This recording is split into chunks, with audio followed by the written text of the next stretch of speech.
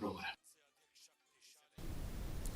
Polling for the 70-member assembly elections in Delhi ended today amidst tight security.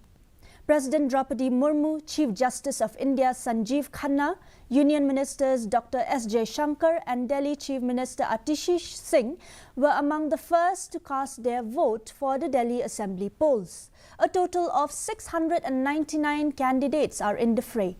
Over 13,700 polling booths have been set up across the 70 assembly constituencies.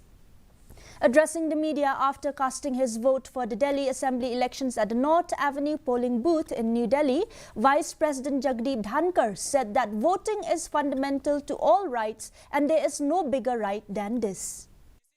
मतदान महान दान है। मतदान प्रजातंत्र की oxygen है। प्रजातंत्र का आधार मतदान है। मतदान सब अधिकारों की जननी है। इससे सर्वोपरि कोई अधिकार नहीं है। प्रजातंत्र का महत्व तब है जब हर व्यक्ति अपना मतदान विवेकपूर्ण तरीके से, स्वतंत्रता से और देश के लिए करे। Meghalaya have finally